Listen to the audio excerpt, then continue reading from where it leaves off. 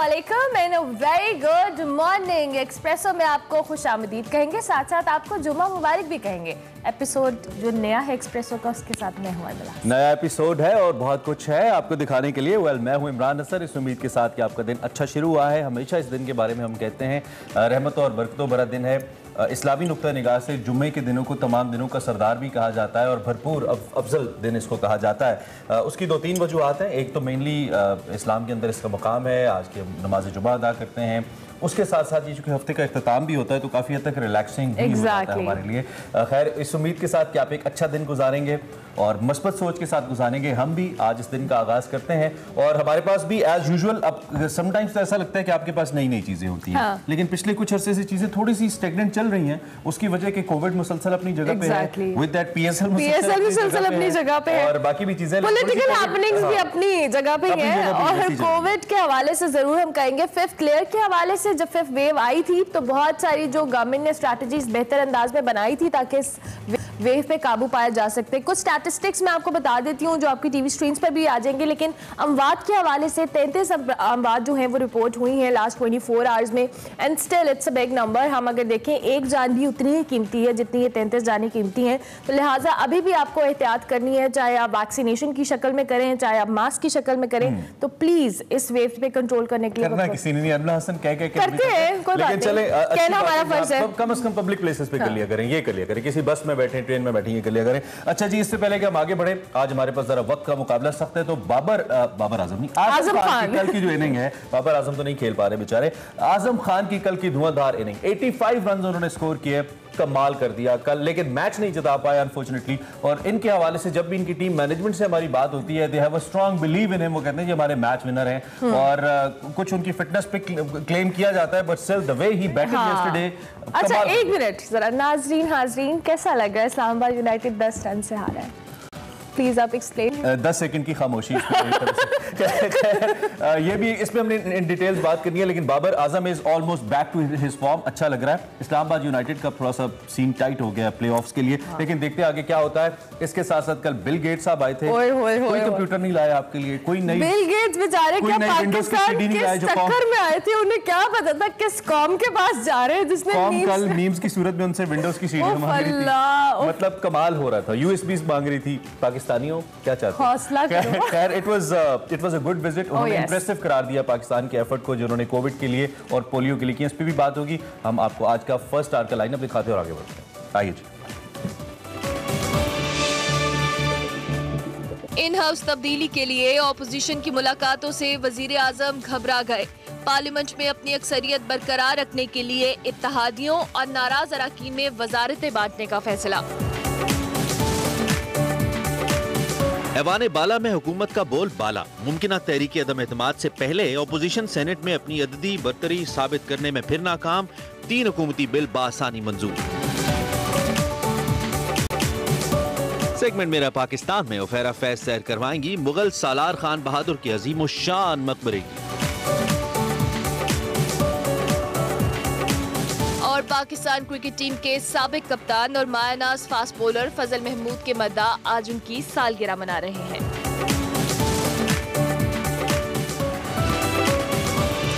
जी जनाब, espresso headlines आपने जानी। शो में बहुत कुछ है जैसे कि आपको पता है, लेकिन हमारे पास चूंकि बड़ी खबर में होती है सियासत बात, तो देखते हैं आज की बड़ी खबर।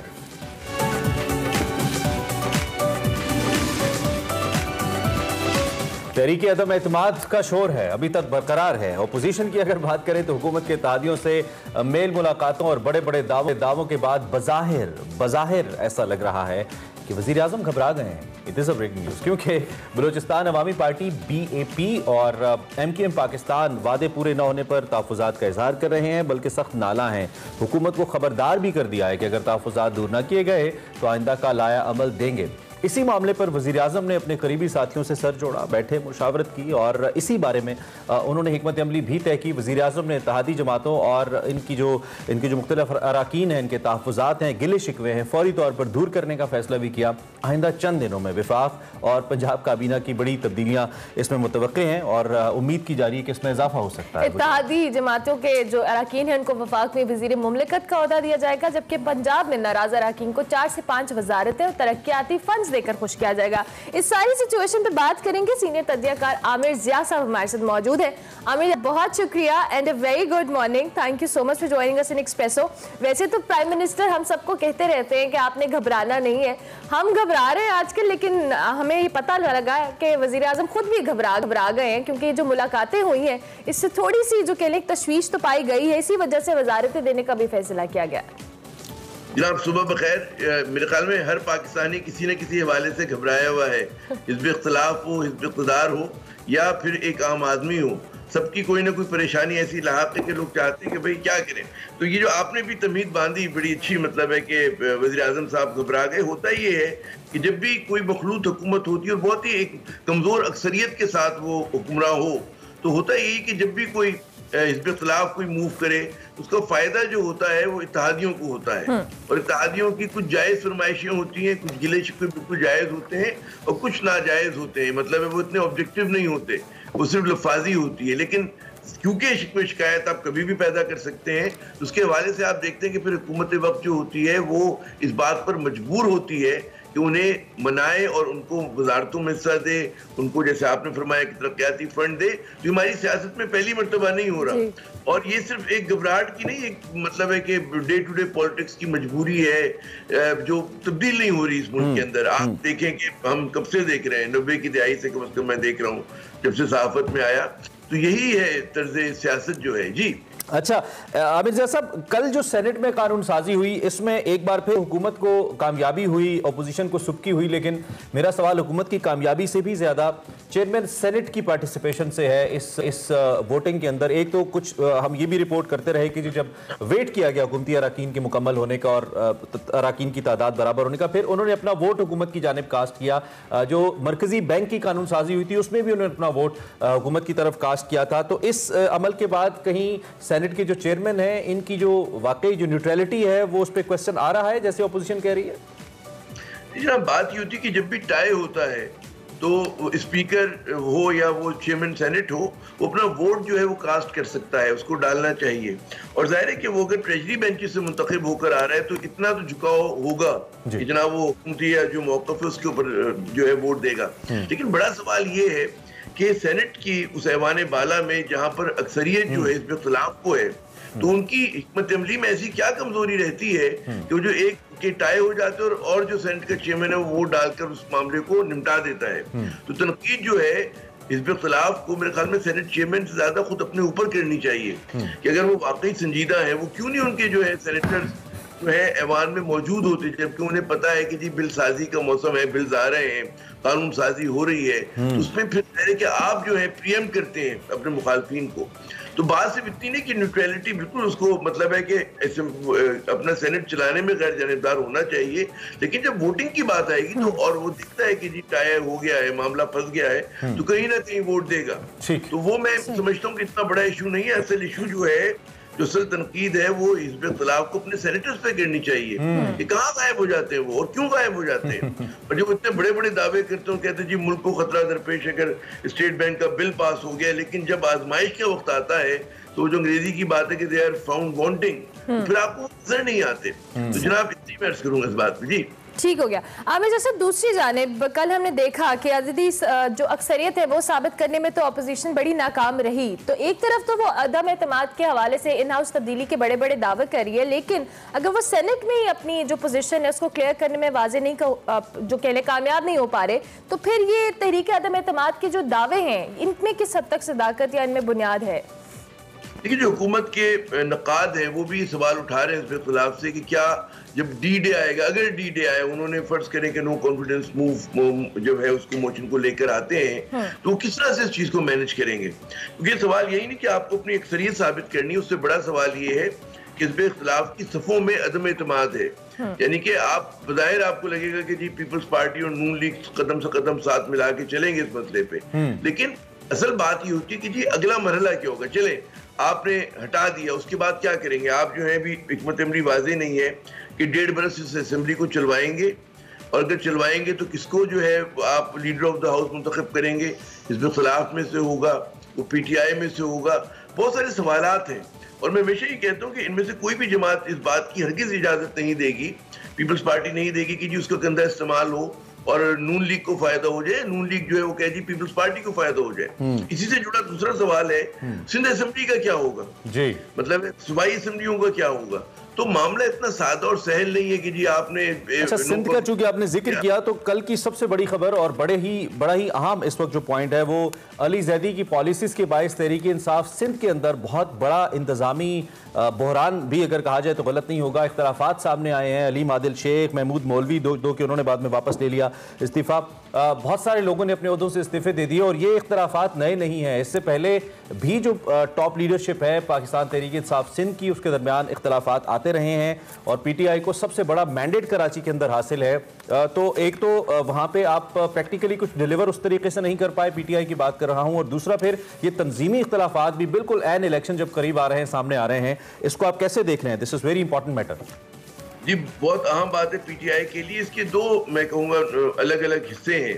पहला तो ये कि जब असद उमर साहब को सेक्रेटरी जनरल बनाया गया, उनका भी ताल्लुक बुनियादी तौर पे कराची से और ठीक है इस्लामाबाद की सीट से मुंतखब हुए वो, और उसके साथ साथ जो नॉमिनेशन हुए तो मेरे ख्याल में हम जैसे लोगों ने इतराज़ किया था और ये सवाल उठाया था कि जब आप नई तंजीम साजी करते हैं तो आप ऐसे लोगों को लाते हैं कि जिनका अपना वजन उनकी पार्टी में मकामी सतह पर हो। अच्छा मैं बात शुरू करूंगा असद उमर साहब से। असद उमर जो है वो ठीक है बहुत अक्लमंद होंगे, पढ़े लिखे शख्स हैं, वो कॉर्पोरेट के प्रिंस हैं, मतलब शहजादे हैं वो, लेकिन एक जो सेक्रेटरी जनरल की पोजीशन है उसमें जो अवामी अंदाज होना चाहिए लोगों को मुनज़्ज़म करने का वो नहीं है। इसी तरह पंजाब में शौकत महमूद साहब है, वो उस तरह का एक अच्छी चॉइस नहीं है कि जो पंजाब में तंजीम साजी कर सके। उस तरह का ही इज टू अर्बन कि वहां पर जाके कारकुनों से मिले, उनके साथ बैठ के, ठीक है ना। फिर इसी तरह सिंध में अगर आप बात करें अली जैदी साहब की, तो यकीन मानिए अली जैदी साहब को उनकी पार्टी के लोग यहाँ पर संजीदा नहीं लेते। उनके बारे में उनका एक तासुर है पति से गैर संजीदगी का। अच्छा जब ये है तो उसके अंदर जाहिर है कि जो पार्टी में एक संजीदापन, एक मुत्तहिद होना चाहिए, वो नहीं होती। तो वो आपको उसका नजर आ रही है। हम लोगों ने पेज को उस वक्त की थी कि जब ये ओहदे अनाउंस हुए थे, आपको ऐसे लोगों को सिर्फ एक मैं कहूंगा कि खैबर पख्तूनख्वा में खटक साहब ऐसे हैं कि जो पुराने सियासतदान है, मंझे में है, जो पार्टी के मुंह चला सकते हैं और उनको तो ये जिन लोगों को लोग ज्यादा पार्टी के अंदर बकौल आपके या आपकी असेसमेंट के सीरियस नहीं लेते, इमरान खान साहब को इतने इंपॉर्टेंट क्यों लगते हैं कि उन्हें इंतहाई अहम ओहदे दे देते हैं वो? अरे ये सवाल है कि लीडरशिप की अपनी तरजीहात होती हैं। मेरे ख्याल में बात ये होती है कि इमरान खान का खुद क्योंकि जो एक अर्बन माइंडसेट की शख्सियत है वो, और ये सारे लोग जो है मतलब है कि पुराने इनके साथी, उनको एक है कि जी असद उमर बहुत अरसे से, अली जैदी उस वक्त से है कि जब पीटीआई को गैर संजीदा लिया जाता था। अगर आप याद करें, हम शुरू की बात करें तो लोग बात मजाक किया करते थे कि जी ये पार्टी कभी बरसदार नहीं आएगी। इमरान खान के हवाले से चीजों को लेके चलते हैं। अच्छा फिर एक और बुनियादी सवाल है जो बहुत अहम है इमरान खान साहब के लिए कि जिसके पास वजारत है उसको क्या पार्टी का ओहदा देना चाहिए? अमूमी तौर पे ख्याल ये होता है कि जी जो जमहूरी पार्टीज होती हैं कि उनको हुकूमत और पार्टी को तंजीम को अलग अलग करके आना चाहिए, ठीक है, ताकि ये तंजीम साजी कुल वक्ती काम होता है। सही है, और ये हर वक्त अवेलेबल होना होता है, आपको कारकुनों में उठना बैठना होता है, उनकी फिर आप कम से कम एक ड्यूटी आपकी जरूर सफर करती है, चाहे वो पार्टी करे या फिर वजारत करे, इनकेस अगर आपके पास 2 ड्यूटीज हैं। ठीक है sir, thank you very much, बहुत शुक्रिया। आप सीनियर साफी और तज्जियाकार, मौजूदा सियासी सूरत हाल खासतौर पर जो सिंध के अंदर तहरीक इंसाफ का तंजीमी बहरान सामने आ रहा है उस पर अपना तज्जिया हमारे सामने रख रहे थे। एक ब्रेक लेते हैं, ब्रेक के बाद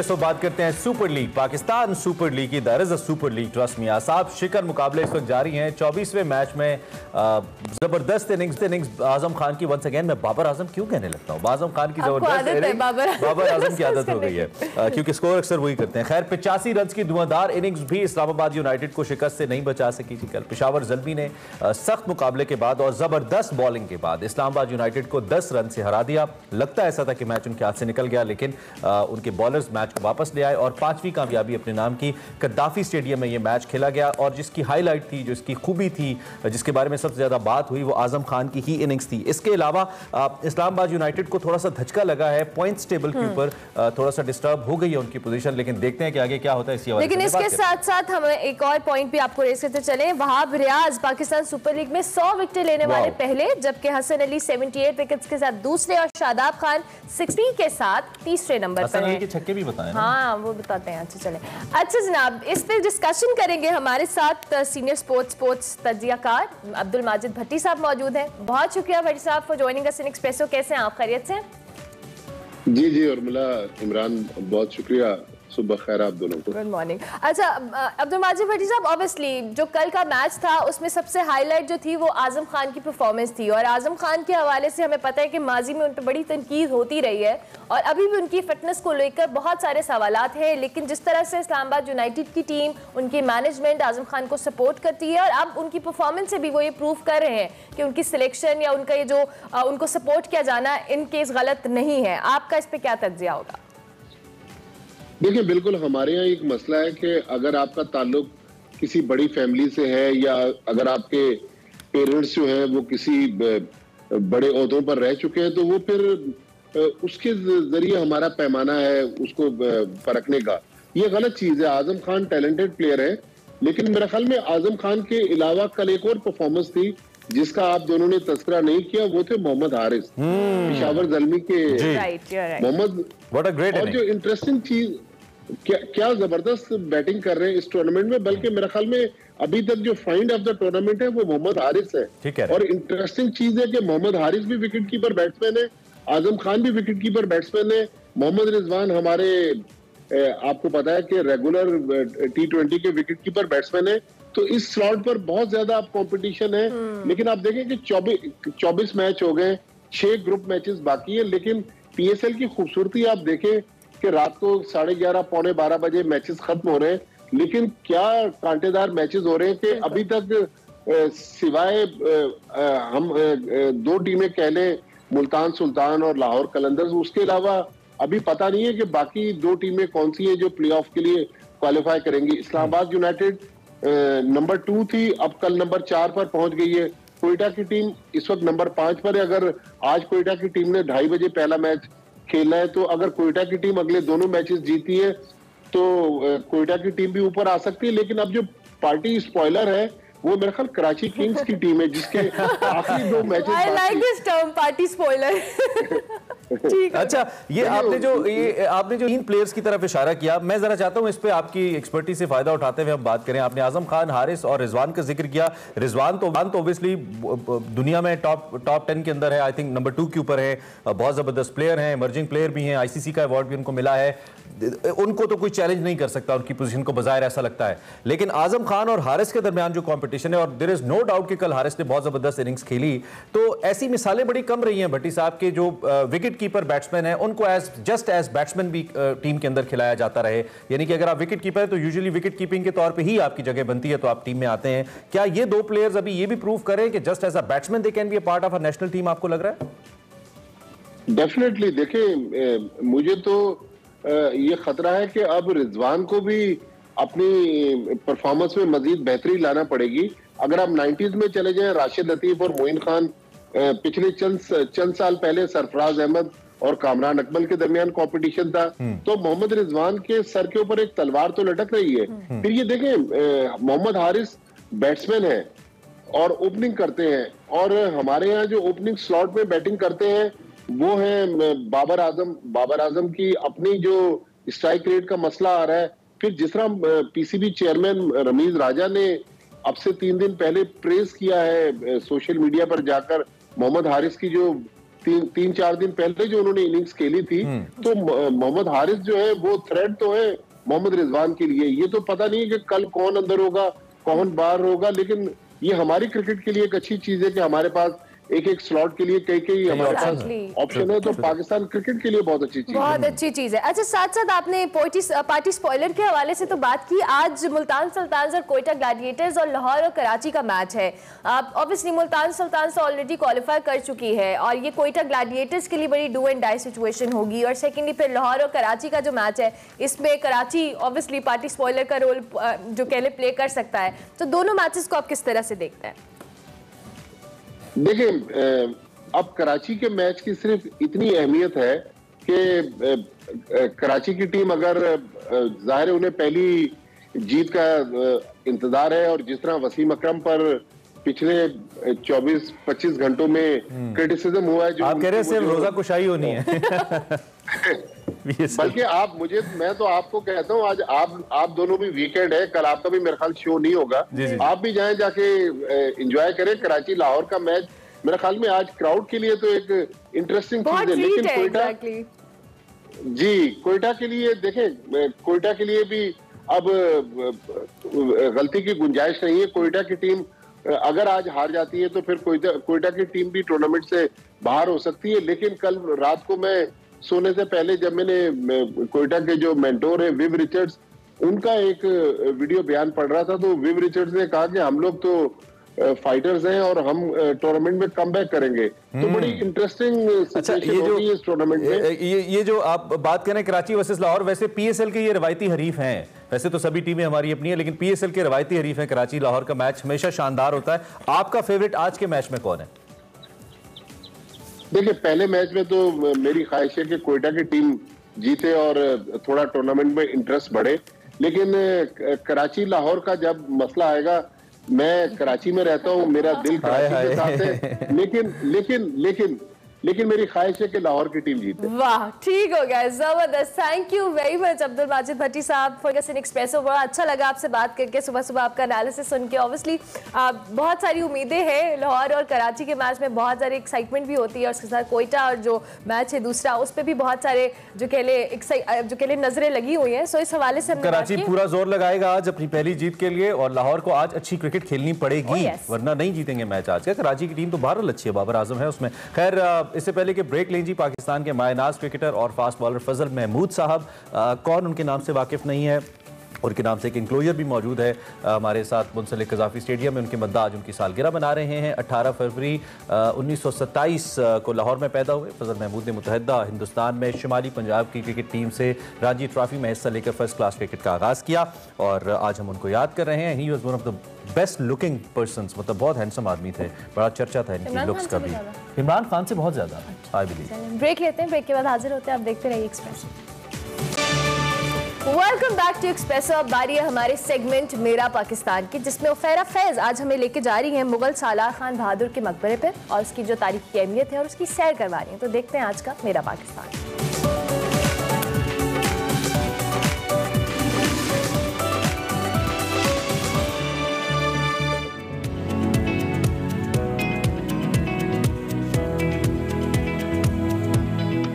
अस्सलामुअलैकुम नाजरीन, सेगमेंट मेरा पाकिस्तान के साथ मैं हूं आपकी होस्ट उफेरा फैज। नाजरीन, इस वक्त मैं मौजूद हूं लाहौर के इलाका मुगलपुरा में, जहां पर मुगल बादशाह औरंगजेब आलमगीर के दौरे हुकूमत में अप्रैल 1691 में लाहौर के आने जहां बहादुर जफर जंग कोकलताश का पुरशिकवा मकबरा मौजूद है। तो आइए इस मकबरे और मुगल सालार के बारे में जानते हैं। अस्सलाम वालेकुम सर। वालेकुम अस्सलाम। नाजरीन, हमारे साथ मौजूद है Mohammad Hasan, deputy director archaeology. इनसे हम जानेंगे इस मकबरे के बारे में। सर, सबसे पहले मुझे ये बताएं, बहादुर खान, खाने जहां, बहादुर जफर जंग, कोकलताश, इतने सारे नाम थे इनके, इनका असल नाम क्या था? ये एक्चुअली इसका जो नाम था वो मीर मलक हुसैन था। अच्छा। और ये जो इतने सारे आपने नाम बोले हैं, ये सारे के सारे जो है इसके लक़ब थे, जो मुख्तलिफ 1674, 73, 75 में औरंगजेब आलमगीर ने इसको दिए। अच्छा, और ये लक़ब किस वजह से इनको दिए गए थे, क्या बुनियाद थी? असल में ये हुआ कि ये एक उम्रा में से थे, और दूसरा ये है कि एक बहादुर इंसान था, इसने बहुत सारी जंगें लड़ी हैं, और 22 जंगें इसने लड़ी हैं, जिसकी वजह से, बहादुरी की वजह से इसको ये नाम दिए गए। सर, मुझे ये बताइएगा कि इनको लाहौर की सूबेदारी कब दी गई थी और किस वजह से दी गई थी? जी, क्योंकि इसको सूबेदारी इसलिए दी गई थी कि औरंगजेब आलमगीर जब अपनी दौरे हुकूमत में 1673 में इसको मुख्तलिफ आप से नवाजता रहा, जंगें लड़ता रहा, फिर उसके बाद 1680 में इनके जो लाहौर की जो है मुख्तलिफ इनमें आपने इख्तलाफात हो गए, मुगल जो शहनशाह थे, जो उनके शहजादे थे, 1680 में मोहम्मद आजम को उन्होंने गवर्नर मुकर्रर किया, सूबेदारी दी, लेकिन वो नहीं चला सका। फिर जाकर 1691 में इसको दी गई, क्योंकि ये उनका मंजूर नज़र भी था, उसकी तो एतमाद भी था बादशाह को, और फिर इसको सूबेदारी देगी ताकि इसको एक आसान तरीके से चलाया जा सके। ये सूबेदारी कितने अरसे तक इनके पास रही थी? इसकी 1691 से 1693 तक थी, 2.5 साल रही। अच्छा सर, इस मकबरे की अगर हम बात करें तो ये मकबरा तामीर किसने करवाया था और ये किस तर्ज पर बना हुआ है? जी, ये औरंगजेब आलमगीर के दौर में ही बना है, और आप इसको देखो, इतना खूबसूरत दबदबे वाला ये मकबरा है। अगर आप इसको देखते हैं तो ये सारा का सारा जो है ना कट ब्रिक वर्क में बना है। ये ऑक्टागोनल प्लान में बनाया गया है। इसको एक प्लेटफार्म जो ऑक्टागोनल है, जिसको हस्त पहलू कहते हैं, अच्छा, ये 4 फुट ऊपर उठाया गया है। और उसके बाद इसके जो प्लेटफार्म है, इसके ऊपर बाकायदा ज्योमेट्रिकल डिजाइन बनाए गए हैं, जिस तरह आप ये देख सकते हैं। फिर इसके बिल्कुल सेंटर में, इस प्लेटफार्म के सेंटर में ये मकबरा बनाया गया है और बड़ा एक हैवी किस्म की इसके ऊपर जो है ना दीवारें बनाई गई हैं। और ये तकरीबन 16 फुट के लगभग इसकी जो दीवारें हैं वो इसकी थिकनेस है। 16 फुट चौड़ी दीवारें हैं ये। 16 फुट चौड़ी दीवारें हैं जो एज से लेकर एज तक। और इसके जो अंदर या बाहर आप इसको देखते हैं तो इसकी खूबसूरती यही है कि एक बड़ी, ये क्योंकि हस्त पहलू है और ये 4 पहलू बड़े 4 छोटे बाहर की तरफ से, और हर जो है ना आर्च, बहुत बड़ी आर्च बनाई गई है। विद एन आर्च एक छोटी आर्च बनाई गई है। फिर इसको मुज़य्यन किया गया ब्लाइंड आर्चेस के साथ, आप इसको देख सकते हैं। फिर पैनल बनाए गए हैं, ये जो ब्लाइंड पैनल हैं, फिर छोटी छोटी आर्चेस हैं। यही इसकी खूबसूरती है कि कट ब्रिक वर्क के साथ इसको मुज़य्यन किया गया, सजाया गया। मुझे ये बताएं कि ये जो मकबरा है ये कितने अरसे में तामीर किया गया था? जी, ये तकरीबन 2 से 2.5 साल में ये हुआ है। ये 1693 से 1695-96, कुछ लोग कहते हैं कि 1697 में ये मुकम्मल हुआ है। सिर्फ 2.5 साल में ये मकबरा तामीर हो गया था। ठीक है, तो अब हम अंदर चलते हैं और अंदर चल के हम आपको ये मकबरा दिखाते हैं कि किस तरह से है अंदर से।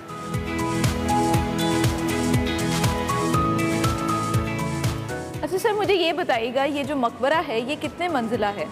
जी, ये डबल स्टोरी है और इसको खूबसूरती के लिए इसके जो है ना आप देखते हैं कि बाकायदा तौर पर पैनल बनाए गए हैं, रेक्टेंगुलर पैनल बनाए गए हैं, स्क्वायर पैनल बनाए गए, जो एक सीरीज के साथ जो है ना ये पूरे अंदर चल रहे हैं। और इसके फिर उसको बाकायदा ज्योमेट्रिकल डिज़ाइन के साथ सजाया गया है ताकि इसकी खूबसूरती बरकरार रहे। ठीक है, तो सर अब हम ऊपर चलते हैं। ठीक है जी।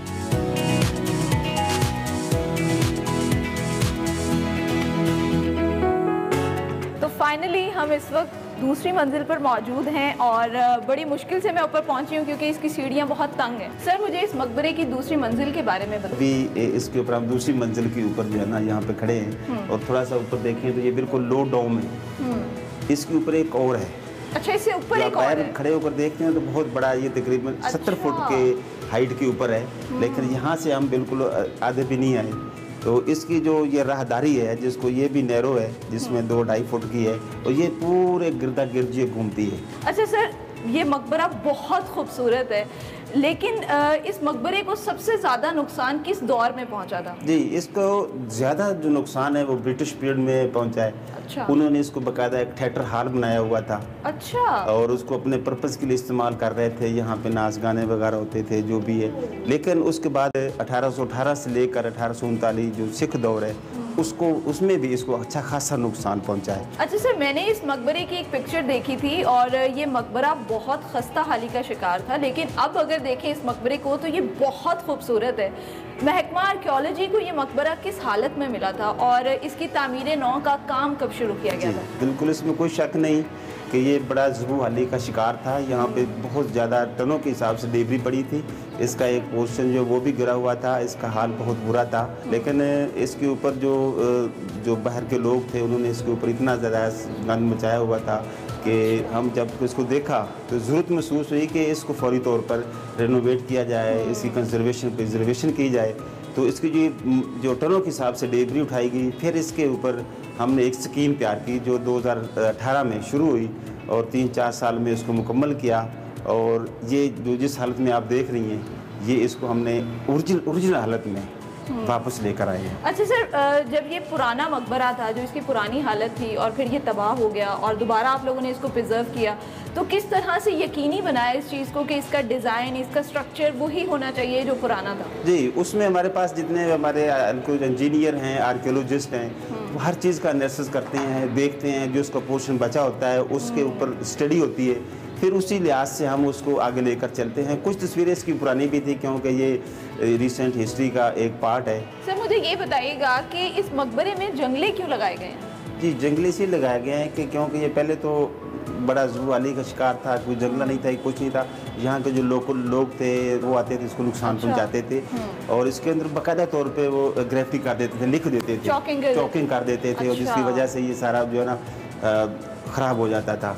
इसलिए हमने इसकी प्रोटेक्शन के लिए ये मुख्तलिफ जो है ना जंगले लगा दिए हैं ताकि अंदर कोई ना आ सके। मुझे ये बताइएगा इस मकबरे की तामीर नौ पे कितने रुपए खर्च हो चुके हैं? जी, यहाँ पे ADP स्कीम हमने बनाई, उसके लिए 27.4 मिलियन का जो बजट प्रपोज किया गया, जिसमें हमने इसको मुकम्मल जो है ना 22.5 में मुकम्मल कर लिया। इसकी जो तामीर का काम है वो मुकम्मल हो चुका है? जी, ऑलमोस्ट मुकम्मल हो गया, लेकिन इसकी जो एनुअल रिपेयर है वो हम करते रहते हैं। Thank you so much for your time. बहुत शुक्रिया। नाजरीन, कोकल ताज का ये मकबरा मुगल तर्ज तामीर का एक नमूना है और उस जमाने के मुगलों के एक बहादुर सलार की निशानी है। ये था आज का मेरा पाकिस्तान। उम्मीद करती हूँ आपको पसंद आया होगा। मुझे दीजिए इजाजत और देखते रहिए एक्सप्रेसो। एक्सप्रेसो में आपको एक बार फिर से खुशामदीद। And it's your coffee time on over a cup of coffee. आज हमना खालिद कंवल शोजिब से आपकी बातचीत करवा रही है। मेंबर पार्लियामेंट है, तहरीक इंसाफ से उनका ताल्लुक है। क्या बात होती है, देखते हैं आज का over a cup of coffee.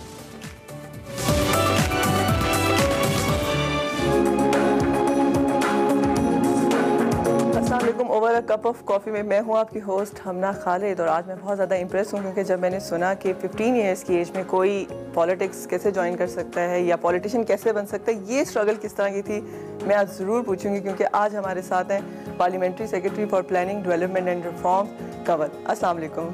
वालेकुम अस्सलाम। क्या हाल है आपके? बिल्कुल ठीक ठाक, आप ठीक हैं? बिल्कुल ठीक ठाक, थैंक यू सो मच। सबसे पहले मैं आपसे ये पूछूंगी क्योंकि मैं बहुत ज़्यादा इम्प्रेस भी हुई कि 15 ईयर्स की एज में आपने PTI ज्वाइन किया और still you are in this PTI में, तो क्या वजह थी? देखिए, जब मैं PTI में दाखिल हुई थी तो उस वक्त मुझे कोई सियासत वगैरह का कोई पता नहीं था। उस वक्त मेरी प्योरली इंस्पिरेशन इमरान खान साहब थे और वो एज ए क्रिकेट फ़ैन थी क्योंकि मेरे वालिद साहब को भी खान साहब बहुत पसंद थे और वो क्रिकेट देखते थे और पूरा घर ही क्या पूरी कौम उस वक्त इमरान खान करती थी। लेकिन जिस वक्त उन्होंने कैंसर हॉस्पिटल बनाने की बात की और 92 के वर्ल्ड कप के बाद उन्होंने अनाउंस किया और वही इंस्पिरेशन थी कि उसके बाद जब उन्होंने कहा कि मैं सियासत में आऊँगा और पाकिस्तान को ठीक करूँगा, तो बस फिर ना आओ देखा ना ताओ देखा, ना सियासत का पता था ना कोई ऐसा इतनी इंस्पिरेशन थी। पढ़ते बहुत थी, सुनती भी थी, देखती भी थी हालात पे और कुछ थोड़ा दिल में ये शौक था कि कुछ ना कुछ करना है, इस मुल्क को ठीक करना है। तो खान साहब से ज़्यादा बेहतर और कौन नज़र आ सकता था। किस तरह की स्ट्रगल आपने देखी जब आपने घर बताया, क्योंकि ज़्यादातर यही होता है कि आपने डॉक्टर बनना है, इंजीनियर बनना है या इस तरह की कोई फील्ड चूज़ करनी है, तो वो आपके किस तरह से स्ट्रगल? देखिए, बनने का तो शौक़ मुझे डॉक्टर था और पॉलिटिक्स तो कोई भी कर सकता है। लेकिन जब मैंने आके ये बताया कि मैं PTI ज्वाइन कर रही हूँ तो मेरा खासा मजाक उड़ाया गया, बड़ा नॉन सीरियस लिया गया और बल्कि कुछ मेरे कज़न्स हैं और कुछ लोग थे जो मुझे ये ताना मारते थे कि इसकी पार्टी में एक इमरान खान है और एक ये है। तो मैं उस वक्त मुझे बुरा लगता था कि इस तरह क्यों कहते हैं और मुझे उस दिन से यकीन था कि उन्होंने वज़ीर आज़म बनना है और इस बात पे भी मेरा बहुत मजाक उड़ता रहा, बल्कि बहुत अरसे तक उड़ता रहा। जब मैं हर एक को कहती थी कि ये इमरान खान ने एक दिन वज़ीर आज़म बनना है और हम भी इनके साथ होंगे, तो मेरा बहुत ज़्यादा मजाक उड़ाया जाता था। घर में बहुत लोग इस चीज़ का मजाक उड़ाते थे। अच्छा, और अगर देखा जाए तो कंस्ट्रक्शन की तरफ प्राइम मिनिस्टर का भी बड़ा फोकस है और एज एन आप पार्लियामेंट्री सेक्रेटरी हैं डेवलपमेंट की भी और प्लानिंग की भी, तो आपको क्या लगता है कि अभी जो ये हुकूमत है ऑस्ट्रेलिया, इसके ख़त्म होने से पहले जो एक 50 लाख की आप लोगों ने बात की थी कि डेवलपमेंट होंगे घर वगैरह, तो वो कंप्लीट होते हुए आपको कहीं नज़र आ रहे हैं इन फ्यूचर? देखिए, हमारा planning development and special initiatives की मिनिस्ट्री का काम होता है PSDP फॉर्मुलेट करना। पूरे पाकिस्तान के जो बड़े डेवलपमेंट प्रोजेक्ट्स होते हैं उनके बारे में सारी डिस्कशन होती है और वो सारा प्लान होता है प्लानिंग मिनिस्ट्री में। जहाँ तक आपने 50 लाख घरों की स्कीम का कहा, तो वो बहुत तेज़ी से काम जारी है और उसके लिए जो शुरू में आपको लॉज की ज़रूरत थी, फोकलोर लॉ जो है उसको तकरीबन काफ़ी टाइम लगा, 1.5 साल लग गया जो अदालत से रिज़ॉल्व किया। फिर हमारे जो बैंक्स हैं पाकिस्तान में वो लेंडिंग का इतने शौकीन नहीं है, वो बड़े बड़े लोगों को पैसे और कर्जे ज़रूर देते रहे हैं लेकिन आम आवाम के लिए फैसिलिटीज़ हद तक अवेलेबल नहीं थी। अब उनको भी उनकी एक पैटर्न में चेंजेस लाई जा रही है, उनके एक एटीट्यूड बिहेवियर में चेंजेस लाई जा रही हैं और इसके साथ साथ हाउसिंग का जो प्रोजेक्ट है वो वज़ीर आज़म खुद भी छापे मारते हैं, आपने 4-5 दिन पहले देखा होगा और ये प्रोजेक्ट बहुत उनके दिल के करीब है। तो कोशिश तो जारी है और इंशाल्लाह उम्मीद है कि हम अपना टारगेट ज़रूर पूरा करें। तो ये हम अपने पब्लिकली कितना इसको हम इस डेवलपमेंट को जो है कॉमन कर सकते हैं, इसके लिए कौन सी इस तरह से? देखिए, जो डेवलपमेंट होती है वो ओवरऑल पूरे सबके लिए होती है, उसका इम्पैक्ट ट्रांसलेट होता है और हर तबके तक आता है।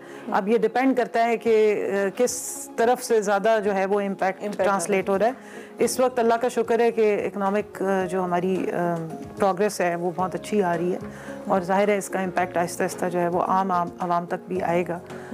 इसमें एक्सपोर्ट्स का बढ़ना जो है वो सबसे बड़ा इंडिकेटर है। जो हमारी हुकूमत की मेन इस वक्त पॉलिसी है या उनका एरिया जो उन्होंने फोकस किया हुआ है वो इंडस्ट्रियलाइजेशन है कि जितनी आपके पास इंडस्ट्री खड़ी होगी, जितनी आप प्रोडक्शन बढ़ाएंगे और आपकी एक्सपोर्ट्स बढ़नी शुरू होंगी तो फिर आपके पास अर्निंग भी स्टार्ट होती है। और अब जो है ना एक कॉमनली करंटली जो सिचुएशन चली है पेट्रोल से रिलेटेड और वो जो है अराउंड 12 रुपये शायद एक्सपेंसिव हो चुका है, तो ये क्या हो रहा है? देखिए हमने ऑर्डर कर दिया इंशाल्लाह ताला, बनी गाला में नए कुएं खुद रहे हैं, वहाँ से जैसे ही तेल निकलेगा तो हम जो है वो आवाम को फ्री तेल बांटना शुरू कर देंगे। सारा मसला ये है कि इंटरनेशनली इस वक्त तेल की प्राइसेस बढ़ी हैं और जाहिर है हम तेल इंपोर्ट करते हैं, तो इस वक्त 2014 के बाद इस वक्त सबसे ज़्यादा अगर हाई प्राइस टच की है तो वो इंटरनेशनली इसने ऑयल की प्राइसेस ने टच किया है। जिस तरीके से परचेजिंग होती है उसका इम्पैक्ट ज़ाहिर है हुकूमत भी ले रही है। 35 अरब रुपया इस वक्त हुकूमत ने अपने ऊपर ले लिया, लेवी टैक्स बिल्कुल ज़ीरो कर दिया है। बट अगर हम इसको रोके रखेंगे या इस पर सब्सिडी देते रहेंगे तो एक चीज़ मैं आपकी तवसत से सबको बता दूं कि हुकूमत कोई बिजनेस नहीं करती है, हुकूमत चलती है टैक्सेस के ऊपर और अल्टीमेटली ये जो इम्पैक्ट है जितने की चीज़ आ रही है, ये अगर आप कंज्यूमर हैं या आप ख़रीदना चाहते हैं तो जितने की चीज़ आ रही है उतने की आप ख़रीदेंगे।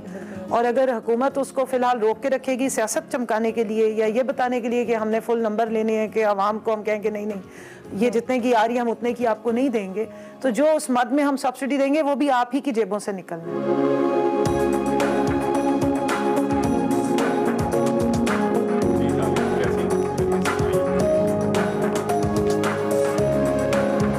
हस्बैंड ने भी ज्वाइन कर लिया है। हाँ तो ये तो बहुत अच्छा हो गया। अगर मैं आपसे ये क्वेश्चन करूं कि जब आपको पता चला कि मतलब पॉलिटिक्स में है, आपकी शादी उनसे में हमें क्योंकि पहले से ही इन्होंने ज्वाइन किया हुआ था, तो आपने फिर किस तरह से इनको सपोर्ट किया? देखिए जब मेरी शादी हुई इनसे तो उसमें पॉलिटिक्स में जरूर थी बट उसमें इनकी पार्टी थी, हमेशा से सपोर्टर थी इमरान खान। तो दूसरा ये बताती है कि बहुत सारे लोग इनका मजाक उड़ाते थे, उसमें एक बंदे और इजाफा हो गया मजाक। तो I was always keen on politics. मैं मेरे ख्याल इनसे ज़्यादा पॉलिटिकल था in the sense of knowledge and all that. फिर हमारी डिस्कशन होती रहती थी मुख्तलिफ मौज़ूआत पे। तो बट ये फिर जब एक्टिव पॉलिटिक्स में आ गए तो वो फिर इसकी इंजॉयमेंट बढ़नी शुरू होगी उस गुफ्तगू की और अदरवाइज। तो actually I was earning and I was supporting everything. तो ये पॉलिटिक्स में आइडियल कॉम्बिनेशन बन गया। सारी दी टफ रूटीन में ये पूछ लूँ कि किस तरह से आप लोगों ने एक दूसरे को मैनेज किया? सारी बात है फैमिली को भी टाइम देना टफ, ये आपकी अपनी जॉब और बिजनेस, इनके अपना टाइम, तो इस तरह से आप दोनों किस तरह से मिलकर टाइम दो? क्योंकि मेरे ख्याल में किचमिच तो हर कपल में होती है, तो वो किस तरह से आप मैनेज करते? होती है जी, हमारे अंदर भी होती है लेकिन उसकी रीजन डिफरेंट होती हैं। अच्छा वो उसमें जो इम्पॉर्टेंट चीज़ है वो ये है कि हमारे डिफरेंट लाइफ के साइकिल्स रहे हैं। तो when we came together we started working. शुरू के सालों में मैं बहुत मसरूफ़ था, अभी भी हूँ, लेकिन अब इसकी मसरूफियत भी मोर और लेस उससे एट टाइम मेरे से अब ज़्यादा हो गई। तो वो शुरू के सालों में इन्होंने मुझे बहुत ज़्यादा सपोर्ट किया। अच्छा इनकी एनर्जी जो है ना हमेशा से बहुत ज़्यादा थी। तो मैं हमेशा ये सोचता था कि जितनी देर ये मसरूफ़ रहेगी तो उतना अच्छा रहेगा, उतना कम लड़ेंगे कम तंग करेंगे। जितना ये मसरूफ़ रहती थी, जितना ये इंगेज रहती थी, उतना मतलब हम कराची में थे फ्रॉम 2004 to 2009। तो हमारे जो गाड़ी है ना, मतलब we used to have one car at that point in time. तो वो हमारी गाड़ी को दिन का 100 किलोमीटर चलती थी, exact 100 kilometre, no exaggeration, it was about on average 100 kilometre. और ड्राइवर में होती थी 80 किलोमीटर कम से कम ये चलाती थी और in Karachi going to different places. तो वो मसरूफियत उस तरह की जो फैमिली सपोर्ट है वो इसकी बहुत ज़्यादा सिग्निफिकेंट रही है। चलिए ये तो हो गया ना अच्छा सपोर्ट करने वाला और अच्छी लाइंस। अब हम आते हैं रैपिड फायर की तरफ। उसमें है कि आप दोनों के पास ऑप्शन है रैपिड फायर में, आप दोनों से पूछी हूँ, बेशक आप लोग डिस्कस करके, लेकिन क्योंकि जल्दी आंसर देना है तो आप दोनों से डिसाइड कर ले कौन आंसर देंगे। चलिए फर्स्ट वन है, बचपन में अम्मा के ज़्यादा करीब रही हैं या अब्बा के? आप भी और आप भी? मैं अब्बू के साथ ज़्यादा रही। आप अपने लिए इनक्लिप तो अपने लिए? मैं अपनी वालदा के साथ। अच्छा अगर आपने बताना है, अगर आपने कोई प्रेजेंट देना है, गिफ्ट देना है, तो आप क्या देंगे, रिस्ट वॉच या necklace? Mostly wrist watch. But आप ड्रेस वॉचेस काफ़ी होगी ना, मे बी नेकलेस। चले अच्छा, अगर आपसे पूछूं कि अपनी कोई एक आदत आपने ख़त्म करनी है और उसके लिए आप स्ट्रगल कर रही हैं, तो वो कौन सी आदत होगी? गुस्सा। गुस्सा? शदीद गुस्सा, यानी जल्दी हाइपर हो जाना। कोशिश काफ़ी की है, काफ़ी उसको बेहतर कर ली है, लेकिन अभी भी बहुत बेहतरी हो सकती है। चले, अब नेक्स्ट वन आप दोनों के लिए कि सियासत और क्रिकेट छोड़ के प्राइम मिनिस्टर इमरान खान की कौन सी आदत आप लोगों को पसंद है? मुझे तो उनकी सारी आदतें पसंद हैं। मैं तो क्या कहते हैं, अपने घर में, अपने ख़ानदान में हर बंदे से अगर कोई प्राइम मिनिस्टर के बारे में बात कर दे तो फिर उसके बाद मेरी जो वो गलत वाली आदत है वो फुल 100% पे होती है। लेकिन उनकी जो आदत मुझे बहुत पसंद है वो डिटर्मिनेशन है। इनमें से किसको अपने साथ आप वॉक पे लेके जाएंगी, शीरी मिजारी या अंदलीब अब्बास? अंदलीब अब्बास ज़्यादा तेज चल लेंगी, इसलिए मेरा ख्याल उनके साथ वॉक बेहतर हो जाएगी। आप दोनों ने आखिरी मूवी कौन सी साथ देखी? 13-14 साल पुरानी मूवी है इसकी, लियोनार्डो डिकैप्रियो की, catch me if you can. अच्छा, वो हमने देखी अभी just, and both of us enjoyed. चले, और आखिरी सॉन्ग आप लोगों ने जो सुनाओ इकट्ठे? हमने भी आखिरी बहुत सारे सॉन्ग सुने। हम अभी रावलपुर गए हुए थे and we came back on Sunday, तो हम सारा रास्ता जो है गाने सुनते हैं, लॉट ऑफ सॉन्ग्स। चलो, आखिरी दफ़ा फ़ोन पे किससे बात हुई आपकी? आपने हर में ज़्यादा डायल लिस्ट में आपकी मिसेस का ही नंबर होगा। हाँ जी, स्पीड डायल पे उसका आखिरी दफ़ा अपने ड्राइवर से बात की। दोनों में से कौन सी वजारत लेना चाहेंगी, वजारत तवानाई या इंफॉर्मेशन? देखिए, दोनों ही बड़ी मुश्किल वजारतें हैं और दोनों वजारतों के लोग बड़ा अच्छा काम कर रहे हैं। जब वज़ीर आज़म साहब अगर समझेंगे कि मैं किसके लिए फिट हूँ तो मोस्ट वेलकम, वरना जो काम कर रहे हैं मैं उनको फुल सपोर्ट कर रही हूँ। अच्छा, और लास्ट वन, और जो कि बहुत अच्छा है, वैसे तो अब इतने फास्ट दौर में इतना नहीं आप में पेशेंस कि आप घंटा किसी से फ़ोन पे बात कर सके, लेकिन कोई आपका फैमिली मेम्बर या कोई ऐसा फ्रेंड होता है जिससे आप बहुत ज़्यादा क्लोज होते हो, तो यही मेरा आपसे क्वेश्चन है कि 1 घंटा अगर किसी से फ़ोन पे बात करनी है तो वो कौन है? इतना पेशेंस बताएं जी। देखिए जी, जो प्रोफेशनल गुफ्तगू है या जो काम से रिलेटेड गुफ्तगू है वो तो डिफरेंट है, उसमें तो हो भी जाती है घंटे की, लाइटर मोड पे। लेकिन ऑन मतलब मेरी सबसे ज़्यादा घंटा गुफ्तगू अगर होती तो इसी से होती है। कभी क्योंकि जब ये ट्रैवल कर रही होती है, मैं ट्रैवल कर रहा हूँ, 1 घंटे की गुफ्तगू, 1.5 घंटे की गुफ्तगू इसे ही होती है। बट लाइटर गुफ्तगू इसके अलावा मतलब मुझे नहीं याद पड़ता कि घंटा आप किसी से हो। इसमें सारे दोस्त छुड़वा दिए मेरे, दोस्त रह गए। कितना दुख है। अब ये रहेगी दोस्त। वैसे थोड़ा सा एग्जैजरेटेड वर्जन है, लंबी बातें काफ़ी कर रहे होते हैं। मैं वैसे फ़ोन पे बात करने की बिल्कुल शौकीन नहीं हूँ। एक ज़माना था, मंगनी के बाद अगर किसी से बातें की हैं 2-2, 3-3 घंटे तो वो यही है। लेकिन अब थोड़ा सा ये चेंज आया कि मेरा बेटा जब से अमेरिका गया है तो वो वाहिद अभी फ़िलहाल तो है जिसको हम पूरा 1-1.5 घंटा जो है कोशिश करके बात कर रहे होते हैं। नॉर्मली मैं फ़ोन पे बात करने में इतनी इंटरेस्टेड नहीं होती, ना मुझे अच्छा लगता है फ़ोन पे बात करना। फ़ोन मेरा अब नॉर्मली साइलेंट पे ही पड़ा रहता है। मैं टॉक शोज़ के बाद अक्सर उसको ऑन करना ही भूल जाती हूँ, तो इसलिए फ़ोन पे बात बहुत कम होती है। बिल्कुल ऐसे ही, और बहुत अच्छा लगा। Wish you all the very best, आपको भी और आपको भी, और इसी तरह से आप लोगों की चिट चैट मुझे बहुत अच्छी लगी, आगे भी कंटिन्यू रहे। Thank you so much. Thank you. और ये था आज का over a cup of coffee. Next time फिर मिलेंगे, तब तक के लिए अल्लाह हाफिज़। कुछ याद आया आपको? अगर नहीं आया तो हम याद करा देते हैं। उम्र यार की बात हम कर रहे हैं। ये टीजर जो आपने देखा, एक आने वाली नई फिल्म है। इट्स एन एनिमेटेड मूवी और पाकिस्तान में बनी है, पाकिस्तानी डायरेक्टर्स ने बनाई है। हम अगर उम्र यार के कैरेक्टर की बात करें तो कैसे हम भूल सकते हैं, ऐनक वाला, जिनमें सबसे पहले हमारा तारुफ हुआ, लेकिन उससे भी पहले हमारा तारुफ उन कहानियों की किताबों में हुआ, और उस पर लड़ते थे बाकायदा कि आज मैंने पढ़नी और आज मैंने पढ़नी है। यार की ज़ंबील के हवाले से, ज़ंबील जिसके अंदर से सब कुछ निकलता था, और ये सब कुछ इस मूवी के अंदर है जी। मूवी को डायरेक्ट किया शोएब अहमद और हारिश बशारत साहब ने। इसमें जो 13वीं सदी का इराक का शहर है उसको दिखाया गया है, पाकिस्तान की मौजूदा हालत दिखाई गई है, और इसको फिर एनिमेशन के जरिए आपके सामने रखा गया है। और आज हारिस और शोएब बिल्कुल हमारे साथ मौजूद हैं। दोनों को खुशामदीद कहेंगे। थैंक यू सो मच आप दोनों का बहुत शुक्रिया कि आपने हमें एक्सप्रेसो में ज्वाइन किया, शोएब और हारिस। सबसे पहले तो इस मूवी के हवाले से ऑब्वियसली एक बहुत तारीखी किरदार है, हम सब रिलेट कर सकते हैं अपने बचपन के साथ, क्योंकि हमने इसकी कहानियाँ भी पढ़ी हैं और दीगर ड्रामाज में भी हमने इनको देखा है। सो इस मूवी का आइडिया, एग्जीक्यूशन, और दो कि ये एनिमेटेड मूवी है, तो इस हवाले से मैं बताएं। अच्छा, ये चूँकि आपने देखा होगा, मैंने जैसे आपने अपने इंट्रो में भी कहा कि मुख्तलिफ किताबों में और कहानियों में हमारे माजी का एक हिस्सा रहा है, तो मैं मुख्तसर अगर कहूँ कि इसकी एनिमेशन के ताल्लुक से जब काम शुरू हुआ है और मूवी अब समझने ऑलमोस्ट अपने मिड को पहुँच गई है, तो लोगों को यही लग रहा है सबसे पहले कि आपने हमारी ही कोई फैमिली, हाउस होल्ड, बचपन, तारीख और इन तमाम अफसानों को दोबारा से जिंदा किया है। तो बेशक ये तमाम काम टेक्निकल है, उसके ऊपर हम जरूर बात करेंगे, लेकिन लोगों को लग ये रहा है कि वो तमाम कहानियां जो उनके बचपन का हिस्सा थी वो आज की नौजवान नस्ल को भी हमने एक तरह से अमानत के तौर पर लौटाई है। अच्छा, आप यकीन मानिए कि हम आपसे पहले भी कई लोग हमारे पास मेहमान आते रहते हैं, जूनियर डायरेक्टर्स भी आते हैं, सीनियर डायरेक्टर्स भी आते हैं, लेकिन इस फिल्म का टाइटल देख के, क्योंकि Umru Ayyar is been a very kind of favourite character to me, मुझे बहुत जबरदस्त उनकी वो शख्सियत लगती थी, जैसे हम पढ़ते थे उनकी अय्यारियां, चालाकियां, तो मैं बड़ा एक्साइटेड हो रहा हूं। तो क्या स्पेसिफिकली बच्चों को टारगेट किया है आपने इसके लिए, या इसमें जो बड़े थोड़ी ऑडियंस है उसके लिए भी है इसमें एंटरटेनमेंट इस मूवी में?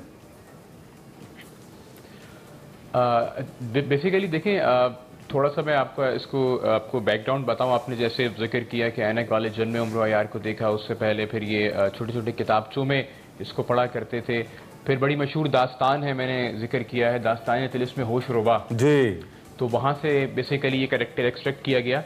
तो आप ये देखें, हैरी पॉटर जिस तरीके से बच्चे हैं, बड़े हैं, बूढ़े हैं, तो जो भी फिक्शन टेल्स होती हैं उसके अंदर जो एलिमेंट होता है वो ऑलमोस्ट सबको ही फैंटेसाइज करता है।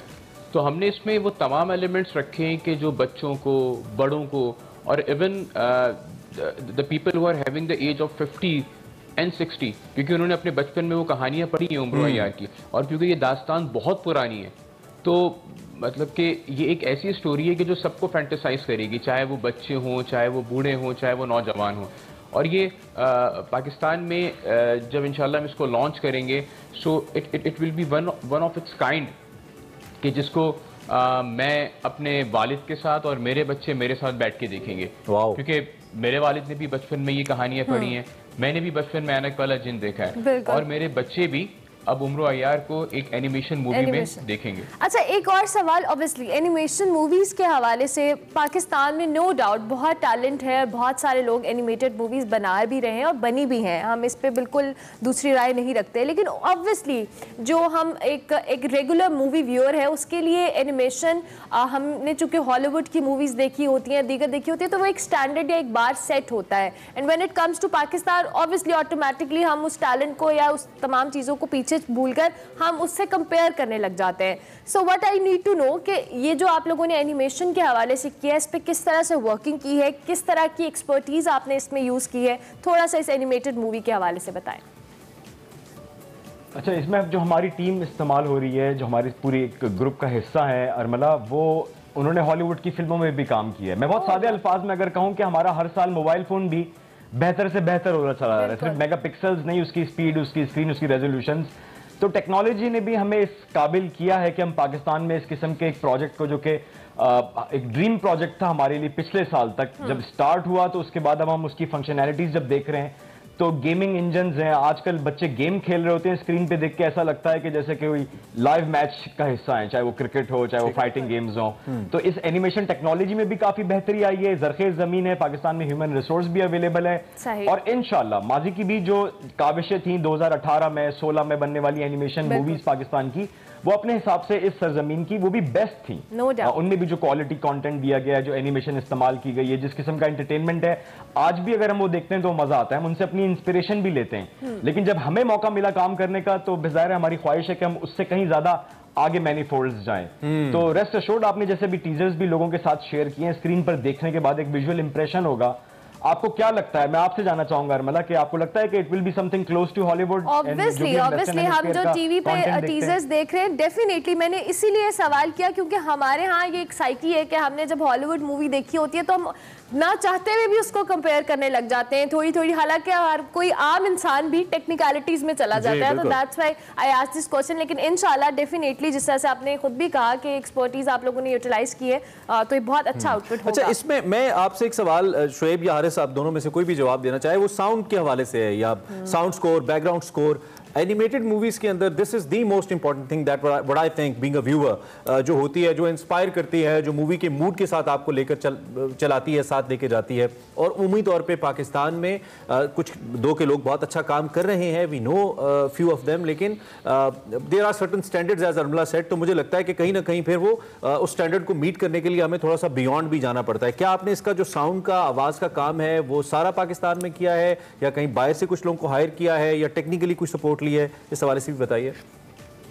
अच्छा, मैं आपको थोड़ा सा करेक्शन अगर करूंगा, हारिस बशारत जो है वो मूवी को डायरेक्ट कर रहे हैं। मैं इसका तमाम ऑडियो देख रहा हूं, तो हम दोनों के पास ही अगर ये सवाल हो तो हमने कोशिश ये की है कि रेडियो प्ले, अगर आपको याद हो कि हम रेडियो पे सिर्फ आवाज सुना करते थे, हम चाहे वो गाना हो या किसी का मोनोलॉग हो तो हम हंसना भी शुरू कर देते, हम रोना भी शुरू कर देते हैं। खाली आवाज के अंदर इतनी ताकत होती है इमरान।